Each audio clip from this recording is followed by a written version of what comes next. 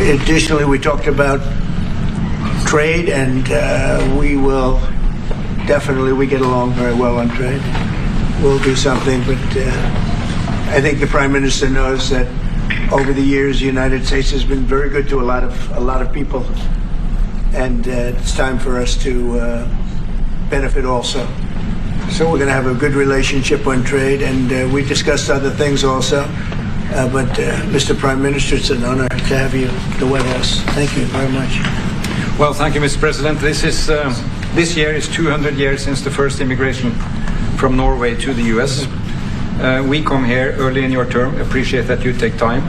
We have highlighted that very close cooperation. We are allies. We look after security in the north, in the Arctic. A lot of confidence between our services.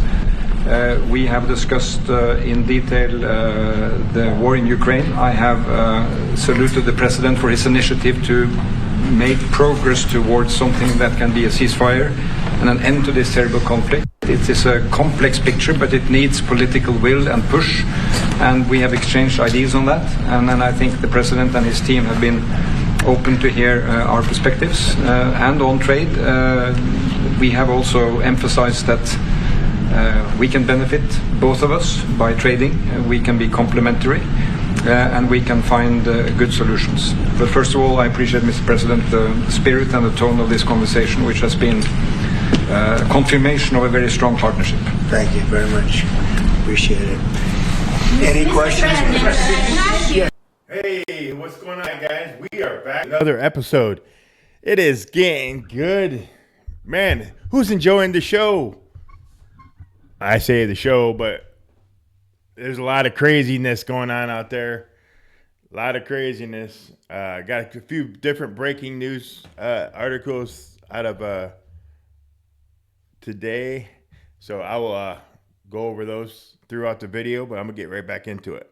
Thank you again. First, Mr. President, have you spoken about the tariff that you want to impose on Norway? Is there a chance that you can lower? We spoke about trade, and we understand each other very well. I think we'll have no problem. You think that we will get an agreement? I think we'll have no problem whatsoever with Norway. Mr. President, did you discuss a possible visit to Norway? Did you discuss a possible visit with President Trump? We didn't, but I love it. I mean, I've been there, and it is a beautiful place. They have. But I told the President that, he is receiving us early in the term. He's welcome to visit Norway. We would like to have him, and it will be another way of emphasizing this strong friendship. Mr. President, Norway has been a staunch supporter of Ukraine since the Russian invasion in 2022. Has something been discussed here today that may have altered your views on things? No, we want to, very simply, I have no allegiance to anybody. I have allegiance to saving lives, and I want to save a lot of lives. A lot of young people, mostly young people. It's the war. It's the soldiers, and if we can do that, also, as you know, I got started because the money that's been spent on this war is insane. It should have never happened, and it would have never happened if I were president. No, it would not have. But Biden spent $350 billion on this, and it's a shame, and that's what got me involved. And then I looked at, and I see the results. It's horrible. It's a killing field. 5,000 soldiers a week on average. And we want to stop that. We both want to stop that for a lot of reasons, but I would say that is my number one reason. Why do you continue to Russia, that we will get Russia to accept a deal that also Ukraine and Europe is willing to? I think so, yeah. I do. I believe they will accept, and I think we're going to get this over with. I hope so, soon. You continue to lack support from NATO allies in your goal of obtaining Greenland. How will you proceed if you don't get that support? Well, Greenland's going to be interesting, but that's for another day. I think we need that for international peace. What are you expecting of your And if allies? you don't have that, I think it's a big threat to our world. So I think Greenland's very important for international peace. Yeah, please, go ahead. Mr. President, this morning in a Truth Social post, you used the words, Vladimir, stop. That seemed like a slightly different message, a personal message. What is your level of frustration with President Putin I didn't like at this last point? night. I wasn't happy with it. and we're in the midst of talking peace, and missiles were fired, and I was not happy with it. That's what I meant, and that's, you know, what it said. I assume that's what you mean. Sorry. Yeah.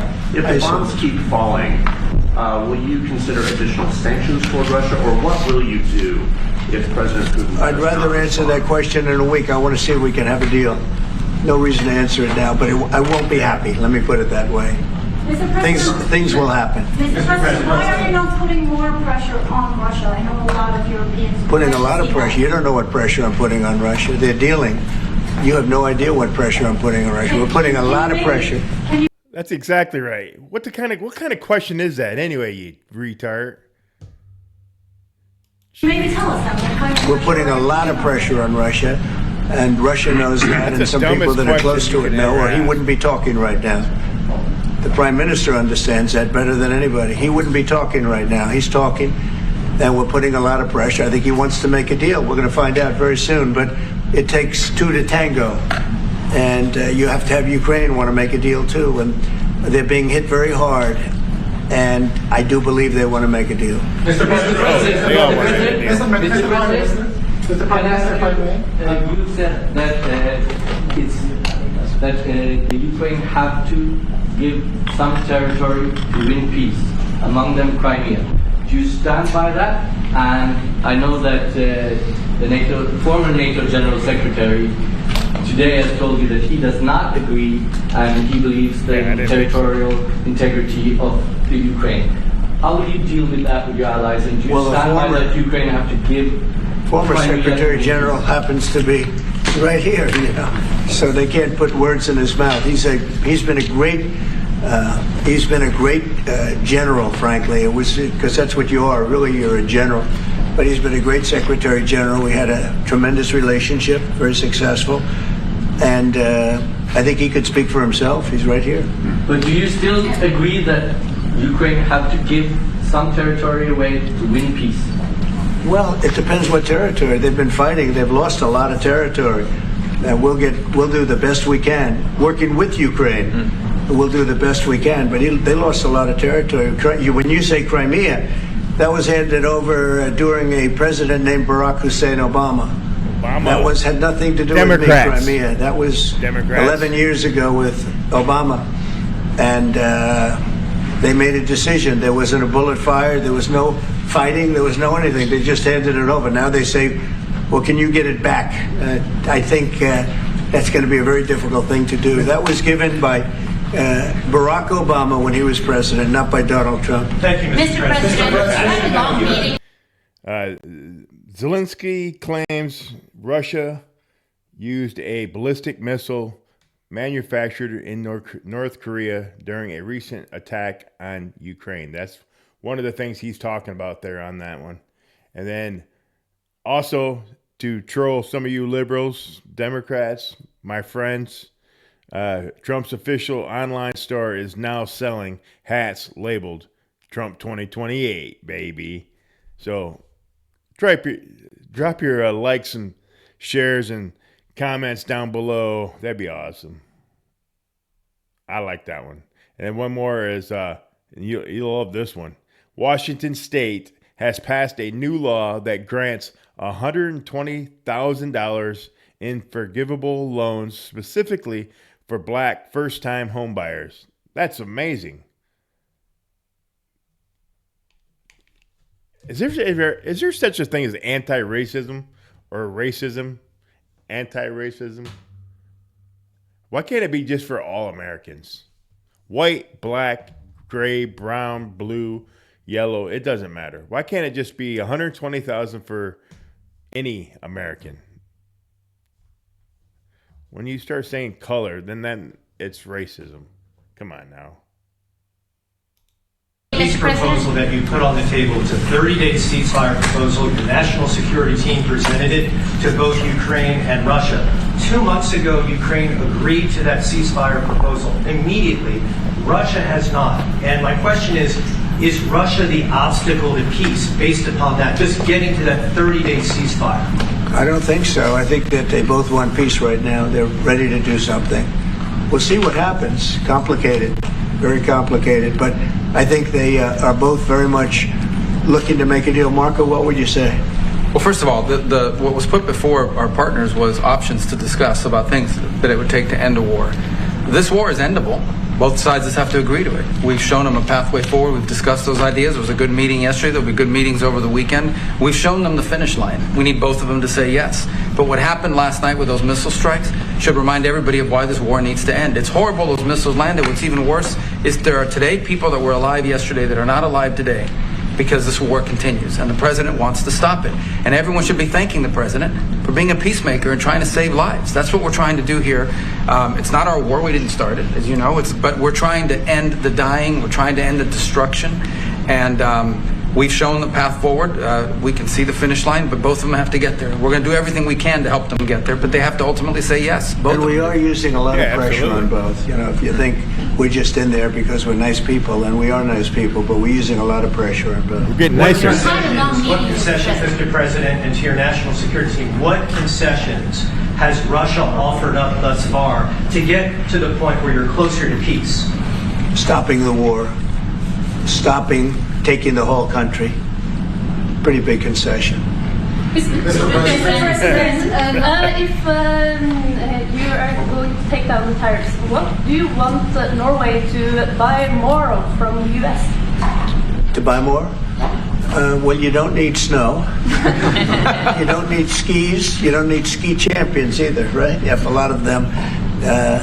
We just want to keep the relationship the way it is. We've had a great relationship. I think now maybe closer than ever, but we've had a great relationship with Norway. I think just keep it the way it is, kid. You can't do better. Really? Not even by, say, Well, if they want to give us some additional concessions, that's okay. You can't do much better. Yes, Mr. yes. President, you've had a long meeting with Norway today. You said that Norway is doing a lot of things right, but on the Ukraine, if I can ask both you and the Prime Minister, did you find common ground today on Ukraine and the peace plan? Totally. It's totally common ground. The Prime Minister can speak about it, but I can just say he wants to see people stop dying. That's right. More than anything else, and he'd like to see it end. He's going to help us end it. Mr. President, can I say that to move towards an end of this war, U.S. engagement is critical, and President Trump made that possible. That is clear. That is obvious. It's really happening. Now, the important thing is that both parties have to know that they have to deliver, and they have to feel the pressure to deliver.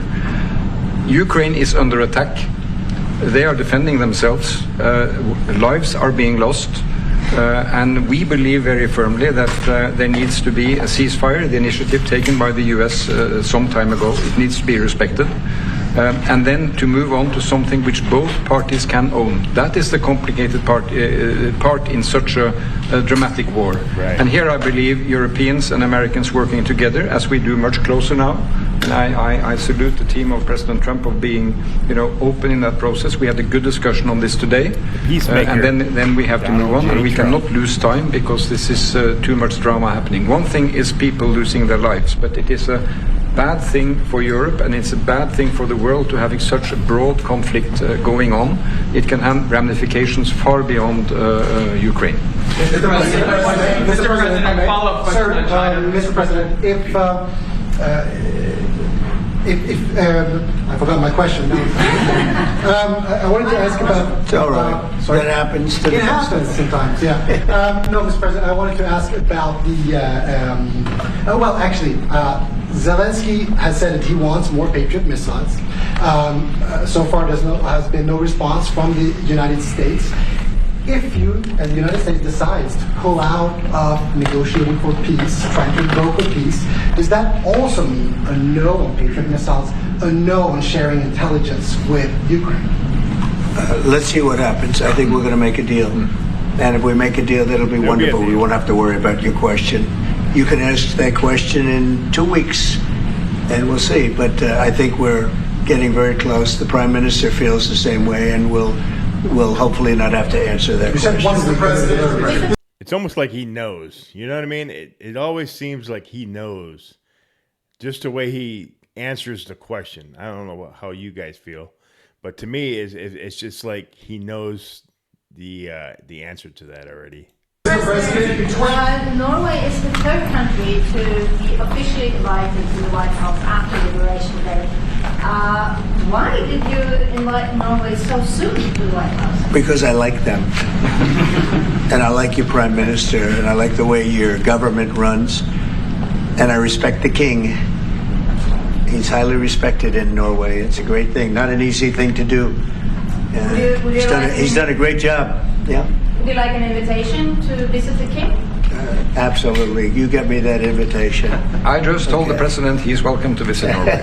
President Trump, you said before that you like the Norwegian Petroleum Fund, and I'm wondering if that has been up for discussion today, the way that we have structured our money and whether...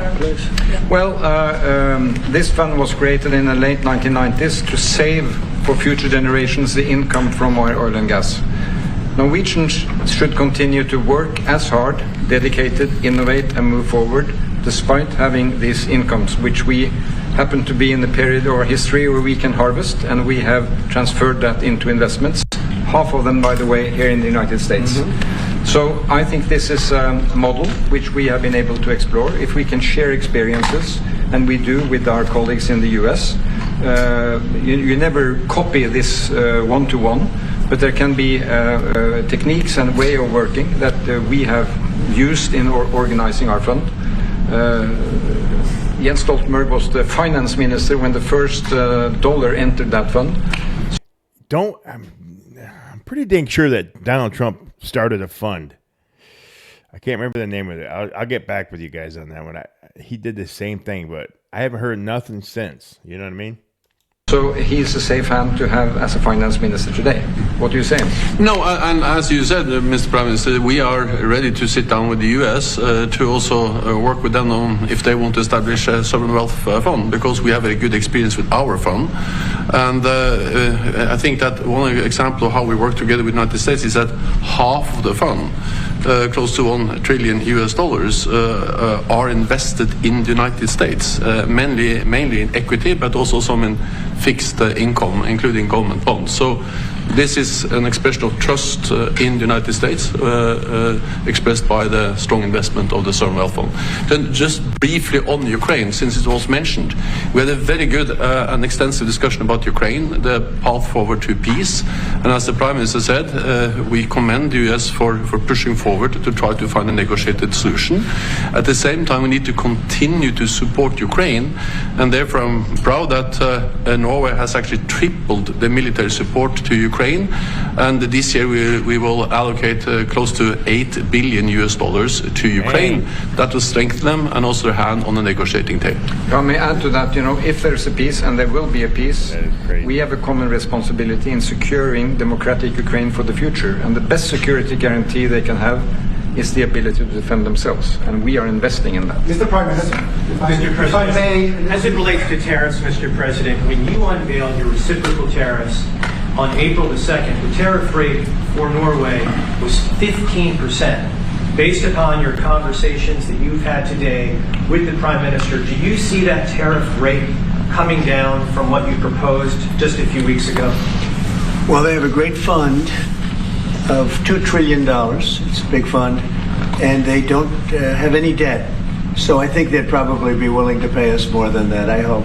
Are the two nations in agreement on which countries? Mr. President, Yes. in 2018, your former Secretary of State Mike Pompeo called for an end to Russian occupation of Crimea. Why has this administration changed its stance on territorial concessions for Crimea? Well, the war started. It would have never started if I were president. This is a war that is horrible. All wars are horrible. This one is in particular bad. And I don't know that you can ever say there's going to be a winner to this, because so many lives have been lost. Not only soldiers, a lot of lives have been lost. I think that we want to do one very simple thing. It would have never happened if I were president. Zero chance it was going to, and it didn't. People say, how do you know that? Number one, it didn't happen. We never even discussed it. I would talk to Putin about it. It was the apple of his eye. Ukraine was the apple of Putin's eye, but there was never even a thought that he'd go in. And I think he understood that I would not be happy if he did. And It was only when I got out, and when you mention what happened to Ukraine years ago under President Obama and a vice president that was also president later, unfortunately for this country, what happened is large chunks of land were given up, and it was called Crimea, and that was a big thing. That was a big moment. But this isn't my war. This is Biden's war. This is a war that Biden was president when this war happened. But I'm trying to put out the fire, and I think we'll be successful. And if we do, we're going to save a lot of lives. Otherwise, and the Prime Minister had a statement. He said, this is just a point in time. We're very lucky because this is a point. And if this doesn't happen, this could go on for a long time. Mr. President, will you have meetings with other world leaders when you're in Rome, sir? Future Democrat president? I don't think he will. I think he wants to make peace. I think he wants to end it. And I feel pretty confident of that, but we're gonna know pretty soon. Mr. President, will you have meetings with other world leaders when you're in Rome? Yes, I will. Which leaders do you want to meet, sir? Well, I'd like to meet them all. That would be nice. I'd like to take care of all of them, but we have many of them there, and they all want to meet. And they want to meet about trade. And we are making some great inroads and great deals. You might want to speak about that, Mr. Secretary. We had a very successful bilateral meeting with the Republic of South Korea today. We may be moving faster than I thought, and we will be talking technical terms as early as next week as we reach an agreement on understanding as soon as next week. So South Koreans came early. They came with their A game, and we will see if they follow through on that. President Trump, you're around the Do you think you deserve the Nobel Peace Prize if you manage to create Do I deserve the Nobel Peace? If you manage to create peace? Well, maybe for the Abraham Accords. Is that the dumbest question ever? Of course he does. He's the peacemaker. That's Donald J. Trump, the best president ever, and America has him. We have him. God. This is the best president we've ever had. Hands down, I'll put money on this gentleman here.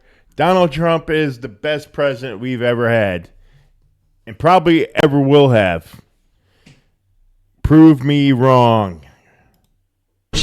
I don't want to get ahead of myself on this one, but they say for the Abraham Accords, and by the way, speaking of that, we're going to be filling it up. A lot of countries want to come into the Abraham Accords. We have 4, and Biden did nothing on that one too. It's the same 4, but they're great countries, and they were brave doing it, and it's worked out very well. And we're going to be filling up the Abraham Accords. They're going to be, I think, filling it up very rapidly. Martha, Mr. President, could you say something about that? There's great, enormous opportunity to grow the Abraham Accords, but I would just point to one thing. Of all the leaders in the world today, no leader is working harder to prevent wars or end them than President Trump is right now. I mean, that's why we're talking to Iran. That's why we're engaged with Ukraine and Russia. It's the desire to prevent these wars from breaking out and to end the ones that exist already. And again, I just think it's tremendous for our country to be led by a president who desires to bring peace and establish peace and protect peace. I agree. So it's hard work. Mr. President, I agree. Marco just mentioned something that maybe we should talk about for just a second, if we could, Mr. Prime Minister. And you're involved in it too, because you've been involved in the world and peace. But I think we're doing very well with respect to Iran, and we're having very serious meetings. And there are only 2 options, and the one option is not a good option. It's not a good option at all. And I think we're doing very well on an agreement with Iran, but that one, we're doing a lot of things, I will say, but that one is well on its way. We could have a very, very good decision, and a lot of lives will be saved. Mr. President, on the economy, there was a slowdown as it relates to home sales in the month of March, the slowest pace since 2009. Is that an economic indicator, and perhaps the Treasury Secretary can weigh in on this as well, is that an economic indicator that concerns you about the broader U.S. economy? No, they had very good numbers on housing today, extremely good numbers. Very good numbers. And that's despite interest rates, because, if you look at what happened, everyone said, I said I was going to get prices down. I did. Energy just hit $1.98 in a couple of states. It's way down. Energy's down. Isn't it funny that they're still pushing the whole eggs? I don't care about eggs. I'm glad that they're going down. I can wait. I'm 50 years old. I can wait for egg prices to go down. In fact, prices can go up for a short time while our president takes care of the problem. Democrats are saying, oh, Donald Trump promised this, promised that. Well, you shouldn't have frickin' effed it up in the first place. He would have been done by now if the Democrats wouldn't have frickin' effed it up so many damn times in the... Oh, man. You guys are blaming Donald Trump. You guys are frickin' losers. You got nobody on the Democrat side, so you might as well just embrace the best president that this country has ever had. And if you're around the world, you better have a good president too. You better start voting the right people. Enough said. We're about $64 a barrel when I came in, and we were looking at 89, 90, 95. Speaking of that, Mr. President, Michigan's at $2.99. We want to get down to at least, if it's at 59, 60 bucks a barrel, we need to be down at least $1.99.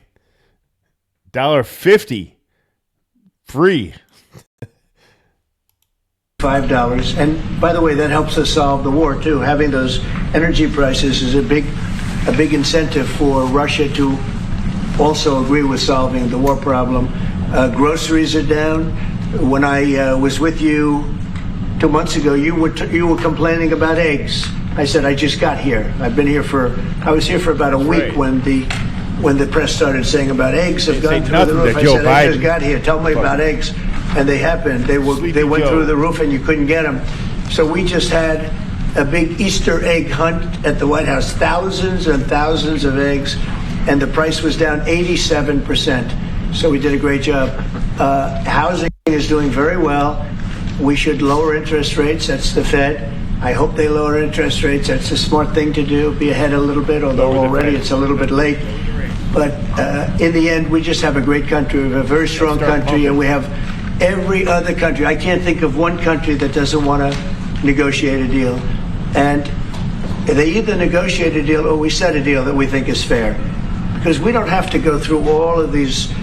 It would be physically impossible. You know, you have so many people that really understand it, which is a very small group of people here. And we are going to, at some point, just set prices for deals. Some will be tariffed. Some treated us very unfairly. They'll be tariffed higher than others. But we've been ripped off for many, many years. The United States has been ripped off like no country probably in the history of the world has been ripped off for 45, 50 years. And countries have gone rich by doing that with the United States. We've taken care of their militaries, and military is another subject we talk about. We're not going to make that subject to any of the deals, but you know the same countries that I do where we virtually take care of their military and then don't get treated fairly on trade. So the people, and I don't blame those countries, I blame the people that sat at that beautiful desk right behind you, because those people didn't do the job for this country. And they let us lose $4 billion a day on trade. We were losing $4 or $5 billion a day on trade when I got here. And now we're going to be much better than breaking even. And we're going to be making $4 or $5 billion a day on trade. So, but I don't blame any country, not the worst of them. We were abused by countries. I blame the President of the United States that happened to be sitting when these deals were made. Disgraceful. When I was here, we had a great 4 years. We had the most successful economy in the history of our country, my first term. And we were very tough on trade. And with China, as you know, they paid hundreds of billions of dollars in tariffs. But nobody else ever did that. China paid not 10 cents to any other president. And but not only China, virtually. Yeah, I mean, that is it, guys. That is it. I'm going to leave it right there. I said wait to the end, but man, there's some breaking news here. Right here. This is crazy. I had to wait to the end, guys. This is crazy. And I do have to admit, I didn't really read the Constitution when I was saying some of these other. I was saying some things, and I was 100% certain that the Constitution of America would say the Constitution is only for Americans.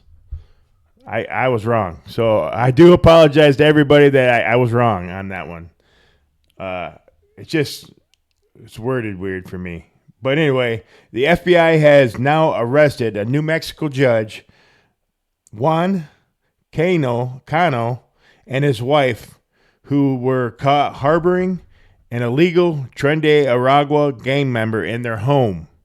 They were arrested 1 hour ago. This is how it's done. More of this. A judge.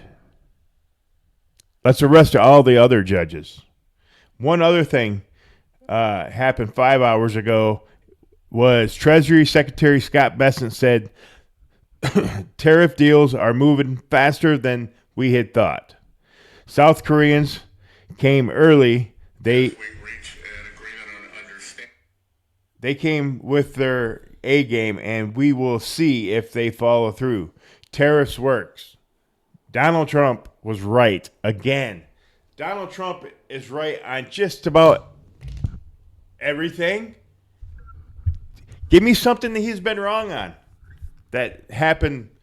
I don't know. Just he seems to be right about everything. That's the scary part. Man, times that we're living in today is amazing, guys. I am so super excited. There's more other. There is other videos that I'm making that's going to get spicy. And what's going on in the world is getting good. The movie is getting good. I call it the movie. Grab your popcorn. Hang on. Just hang on, guys. It's going to be, when he says it's going to be the golden age, it's going to be the golden age for everybody in the world. I can hear my haters now saying, oh, blah, blah, blah. And go ahead and say it. Comment down below. Let me know, guys, what you think is going to happen. I'm saying I'm optimistic. When Donald Trump speaks and says something, he means it and does it. And the left are freaking rolling, and they're panicking because there's only one way to Guantanamo Bay.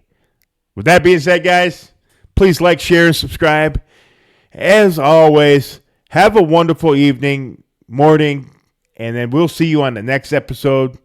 And we love every single one of you. And we'll see you next time, guys. Thank you so much. We're at 1,500 whatever subscribers. It's amazing, guys.